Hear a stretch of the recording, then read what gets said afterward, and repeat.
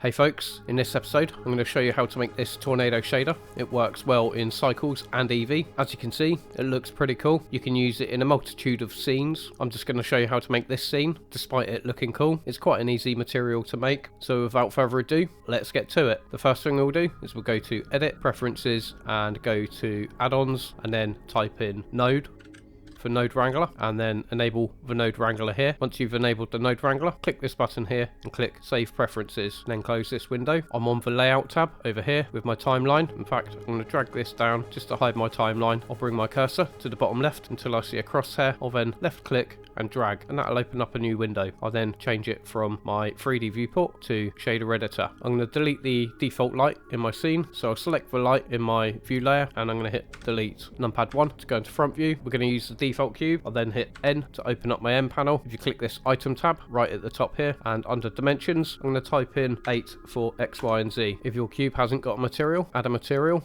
and we'll call this Tornado Shader. In my shader editor, I'm going to hit N to hide the N panel. I'm going to select for Principal BSDF. I'm going to hit delete. I'll then hit Shift A and we go for shader, and we'll choose Principal Volume. I'll then plug the Principal Volume output into the volume of the material output. I'm going to change my render engine to eevee. Now we should have volume in our cube. Excellent. So the first node I'm going to add will be a texture coordinate. Shift A, input, and we choose texture coordinate, and we're going to be using the object coordinates for this one. I'll then hit Shift A, go to vector, and we choose mapping, and we'll select the mapping node there. Shift A, texture, and we'll choose noise texture. I'm going to set the noise texture to 4D. I'll set the scale to 2.5 to start with, maybe a roughness value of 0.75, and maybe a distortion value of 0.25. I'll then plug the vector from the mapping node into the vector of the noise texture, and I'll plug the object coordinates from the texture coordinate into the vector of the mapping node. I'll then hit Shift A, color, and we choose mix color, and we'll set the mix type to linear light. I'll plug the color from the noise texture into the bottom socket, and the object coordinate from the texture coordinate into the top socket. I'm going to keep the value at 0.5 for the moment. We'll adjust that a bit later. Shift A, go to converter, and we choose vector math, and I'm going to set this to multiply. I'll plug the result from the color mix into the top socket of the vector math, and for X and Y I'm going to set the value to 1.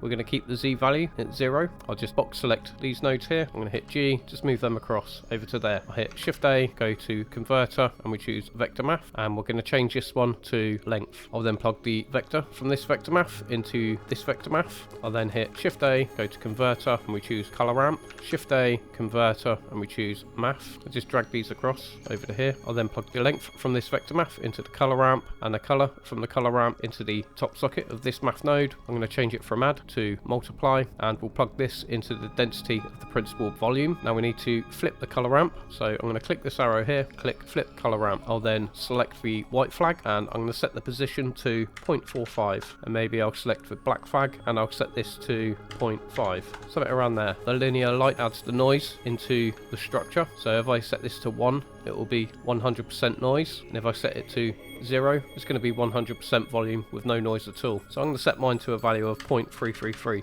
just for now, and this would act as your density, so maybe I'll set the density to 5. That'll do for the moment. In fact, I'm going to change my linear light mix to a factor of 0.75 just for now. I'm going to take this down a bit later. Now we need to add twist in the noise pattern. That should be easy enough, and we're going to do that with the rotation value here. So let's just drag this across. I'll then hit Shift A, converter, and we'll choose separate XYZ. I'll then plug the object coordinates into the vector of the separate XYZ. I'll then hit Shift A, go to converter, and I'll choose math. I'm going to set this to multiply. Box select all of these, just hit G to drag these across. I'll then hit Shift A, go to converter, and we choose combine XYZ. So now we only want to twist it on the Z axis, therefore I'll just take the Z coordinates and plug it into the top socket of the multiply node. I'll then take the value from that multiply node and plug it into the Z coordinate of the combine XYZ. I'll then connect the vector from the combine XYZ into the rotation of the mapping node.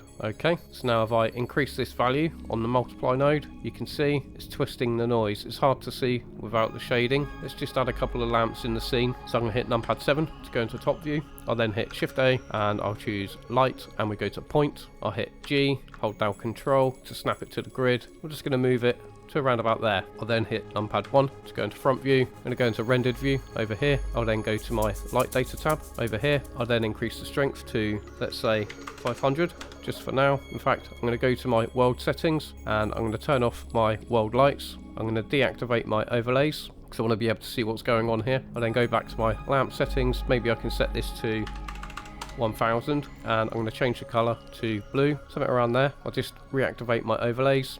I'll then hit Shift D, hold down Control, snap it to the grid. I'll bring it over to here and I'll just give this a different color, probably orange or something like that. I'm going to select that object. I'll just hit N to hide the end panel. I'm going to go over to my render tab over here and under volumes, this is your resolution. So if I set it to 1.1, it will be higher resolution as you can see, but it will take a bit longer to render. And if you're having trouble with your viewport performance, maybe you can just drop that down to 1/4 or 1/8. I'm going to set mine to 1/2 just while I'm working. For my final render, I'll set it to 1/1. Maybe we can see what this twist is doing a bit better now. So I'm going to set my twist to 4.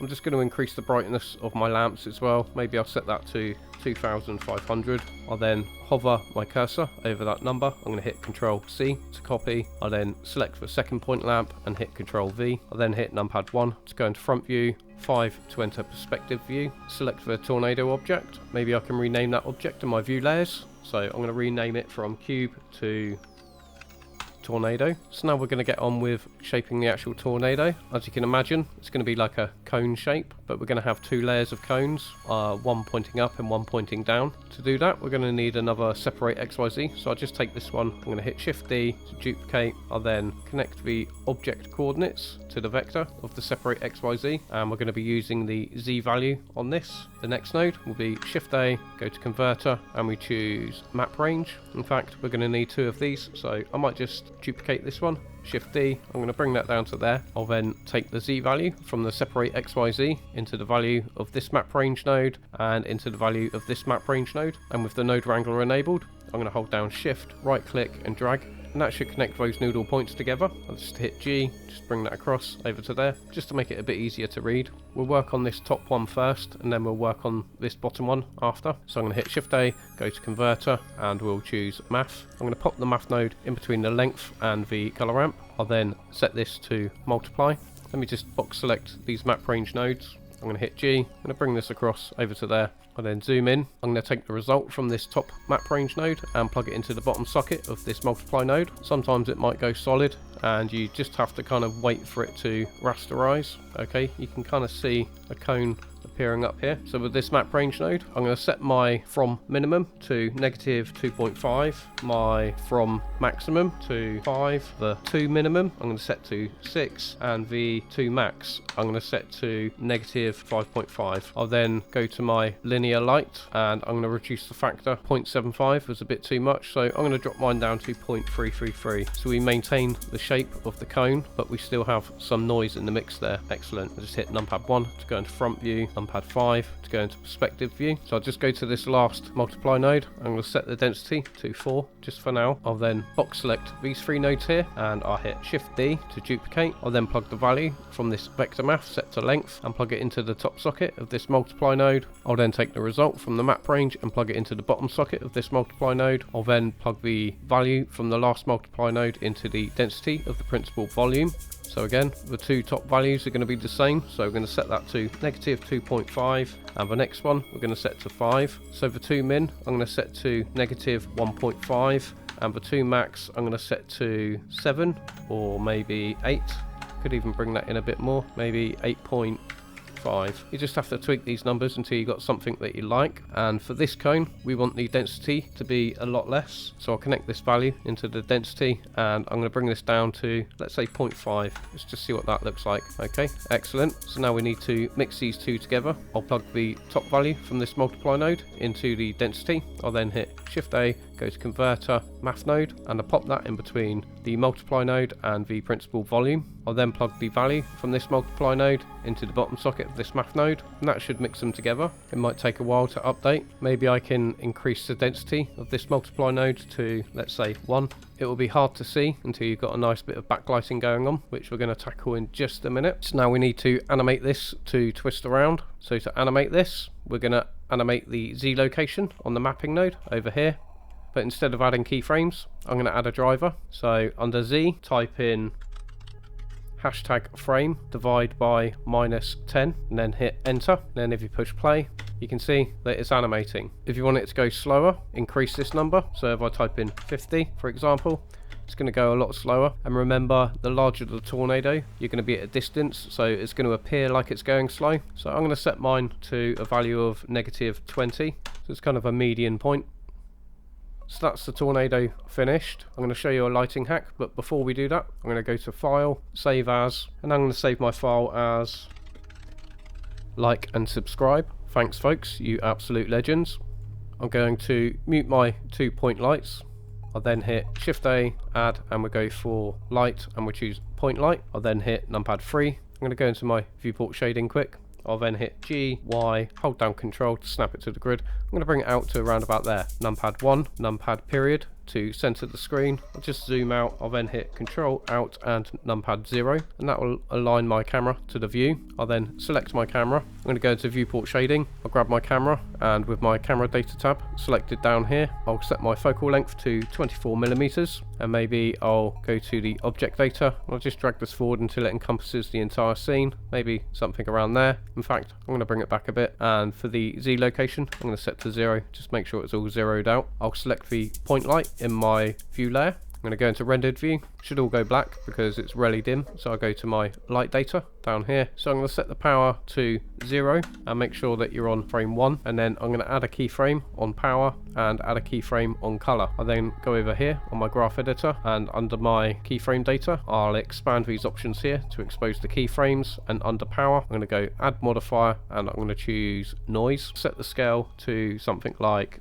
10. I'm going to set the strength to 10,000. Maybe I'll change the offset to 2,500. So now if I push play, you should see that it's flashing on and off. Excellent. I then go add modifier. I'm going to choose limits on X and Y. Now it should cut off. It shouldn't go in the negative values. I'll just drag this window up. I'll add another modifier. Click add modifier. I'm going to choose stepped interpolation. I'll change the step size to 15. I'll then hit play. You can see it's flashing on and off. Excellent. So I'll drag the offset on the noise modifier until I've got something that I like. I'm going to go to something around there. Now we're going to do a similar thing, but with the RGB values. So I'm going to go to R for red. I'm going to click add modifier.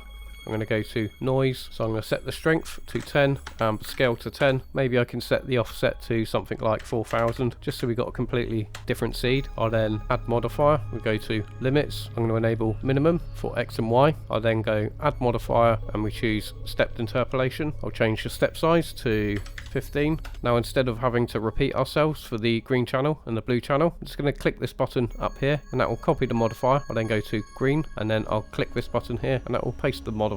And all we have to do is change the offset. So let's say I'll give it a value of 5,000. I'll then copy those modifiers, go to the blue channel, I'll click paste, and we'll change the offset to 6,000.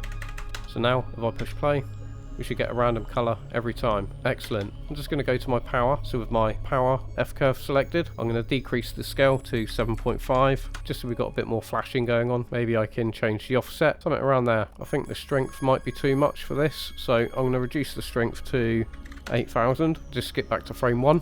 I'll then re-enable my other 2-point lights in my view layer. Let's just decrease this window. I'll re-enable my overlays. I'm going to go to viewport shading. I'll then hit Shift A, and we go for mesh, and we choose plane. I'll tab into edit mode. I'm going to hit S10 to scale it up by 10, maybe S2 to scale it up by another 2. I'll tab out of edit mode. I'm going to hit numpad 1, go into front view, G, Z, hold down Control, snap it to the grid. I'll then change this window from my graph editor to my shader editor. I'm going to click new to add a new material. Let's increase this window. I'll then hit Shift D to duplicate that object. I'll hit Z, hold down Control, snap it to the grid till it's at the top of the cube. So we've got a floor and a roof. I'm going to have to rotate this on the y-axis by 180 degrees because the normals will be facing in the other direction. Let's just check that. So if I click this button here and go to face orientation, as you can see from the camera, it should always see blue. So if I just grab this top object, I hit RY180, now everything's blue. Excellent. I'll just click this button, we'll click face orientation. Now if I hit numpad 0 to go into camera view, I'm just going to go into rendered view, and I'll take the color on the material for the floor and the ceiling down to a darker color, something around there. Maybe set the roughness to 100%. Maybe I'll turn it down a bit more. Maybe I'll select my tornado object. I'm going to set the density for the top cone to be 5 and the density for the bottom one to be 0.75. In fact, I'm going to go to my render settings over here. I'm going to increase the resolution to 1/1. I feel this light is still way too bright for my scene. I'll select the point light where we animated the power levels. I'll then change this from shader editor back to my graph editor. I'm going to go to the power and maybe I'll set the strength to 5000 just to tone that down a little bit. And maybe for the RGB modifiers on the noise modifier, I'm going to set the strength to 5 on each. So with the red channel set to 5 on the strength, I'm going to hit Control C to copy that 5. I'm going to go to green. I'll then hit Control V on the strength, and on B I'm going to hit Control V on the strength. So they're all set to 5, so we shouldn't get any washout of colour now. Maybe I can change the offset on the B. So I'm just going to drag that over to a random number.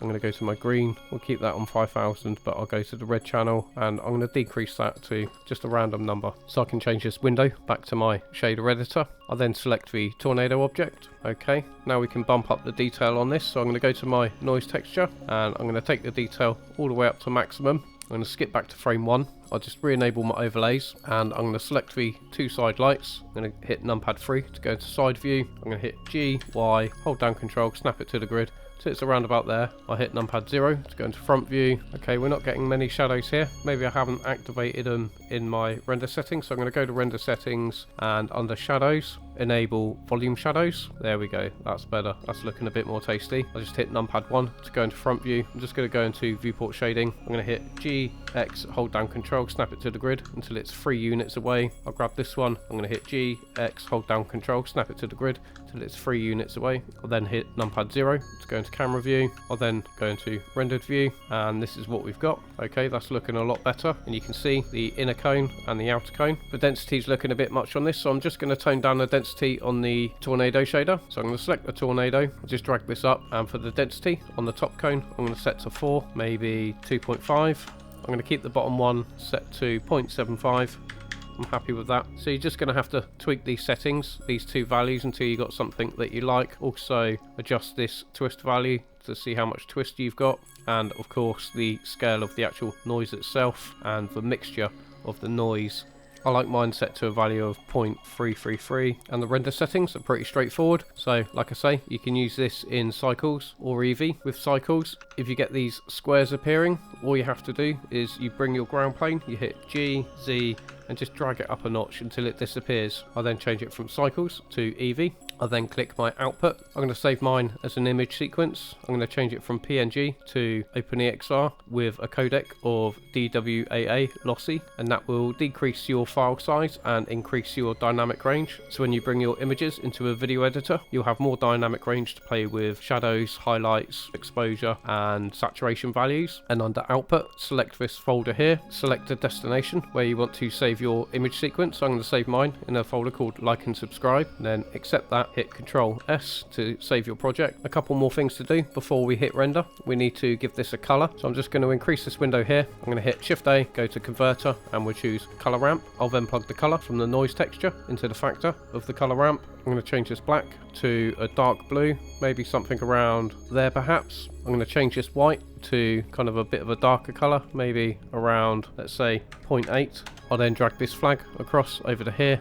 I'll drag this one over to here and I'll plug the color into the color of the principal volume. This will produce a lot better results. Of course, you can add more flags to give it more color. I'm going to animate my camera. So I'm just going to go into viewport shading. I'm going to select my camera, skip back to frame 1 and under the object data tab over here. So on frame 1, on location, I'm going to hit I, and over rotation I'm going to hit I, and that will add keyframes for location and rotation. I'll then change this window from my shader editor to my graph editor. I'll expand the options here to expose the keyframe data, and I'm going to select the X location. I'm going to click add modifier, I'm going to click noise, I'll then hit play. I'll then increase the scale to, let's say 10 for now, maybe 25. Okay, I'm going to reduce the strength to 0.5.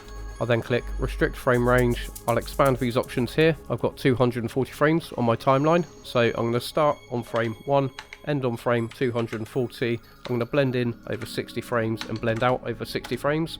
So I'll skip back to frame 1. I'm going to click this button here to copy the modifier. I'll then go to the Y location data. I'll then click this button here to click paste, and that will paste that modifier. I'm going to change the offset to something random. I'll then copy that modifier. I'm going to go to Z location. I'll then click this button to paste that modifier, and we'll change the offset again. If I push play, the camera is animating on the X, Y and Z location completely randomly. Now we need to give it some rotation. I then click this button to copy the modifier. I'm going to go to X rotation. I then click paste, and I'm going to reduce the strength to, let's say, 0.25. I'm going to change the offset to something random. I'll click copy. I'll go to Y rotation. I'm going to click paste. I'm going to change the offset to something random. I'll click copy. Go to Z rotation. I'll click paste, and we'll change the offset again. So we've got a random noise pattern. Now if I push play, we've got a bit of movement there. Maybe the strength of the rotation is a bit strong. So I'm going to change the strength to 0.1. Hover my cursor over that value. I'm going to hit Control C to copy that value. I'm going to go to Y rotation and then hover my cursor over strength. I'll hit Control V to paste that value. The same as with X rotation. Hover my cursor over the strength, hit Control V. So now they're all set to 0.1 on the rotation. That's a bit better. And maybe I can increase the size of my floor and ceiling. So I'm going to select the floor. I'm going to hit S2 to scale up by 2. I then select for ceiling. I'm going to hit S2 to scale up by 2 and enter. Quickly go into rendered view, see what we've got. Okay, so now that we've got all our render settings set up and our output settings set up, it's simply a case of hitting Control F12 and that will render out your image sequence. That's the tornado shader in a nutshell. I hope you enjoyed this tutorial. If you found it useful, please click like and subscribe. It really helps my channel. Have a great day, level up, and thanks for watching.